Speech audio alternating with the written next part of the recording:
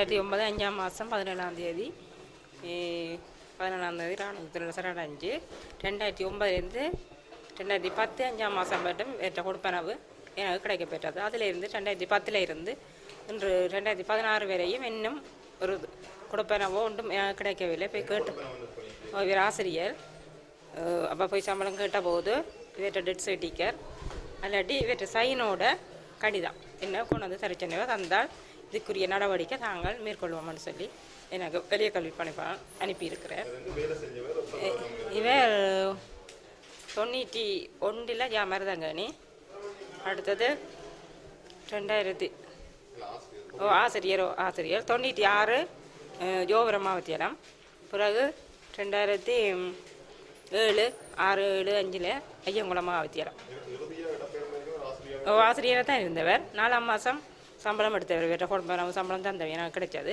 அப்புறம் 5ஆம் மாதத்துக்கு பிறகு கிடைக்கவில்லை. இதுவரையும் என்ன வேற்ற சம்பளமோ கொடுப்பனவோ எனக்கு கிடைக்கவில்லை.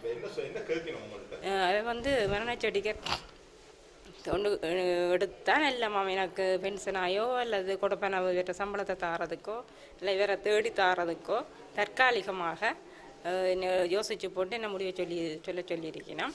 தாங்கள் எதுக்கு தேடி தருகிறோம்னு சொல்லி முயற்சி செய்கிறோம்னு சொல்லி சரியாக கஷ்டப்படுறீங்கன்னு சொல்லி தாங்கள் தேடி எதுக்கும் அன்னைக்கூட எனக்கு உதவி செய்கிறேன்னு சொல்லியிருக்கணும்.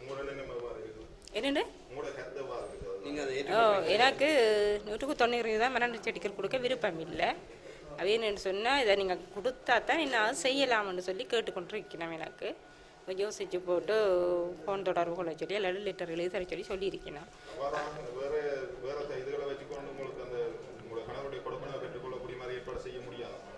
அப்படி செய்கிறேன்னா கஷ்டமாக வேணும்னு சொன்ன சுற்றுநிறுவனம்னு சொல்லி லெட்டர் அடிச்சிருக்கணும். அதை தாங்கள் பார்த்து அதுக்கு பிறகு தானே தாங்கள் முடிவு எடுக்கலாம் என்று சொல்லியிருக்கணும்.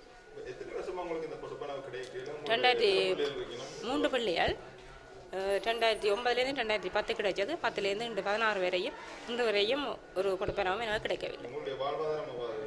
வாழ்வாதாரம் நானும் அம்மாவும் தம்பியோடு தான் நான் இருக்கிறேன். எனக்காக சமுத்தியம் என்ற மாதம் கொடுப்பனவன் 400 ரூபா.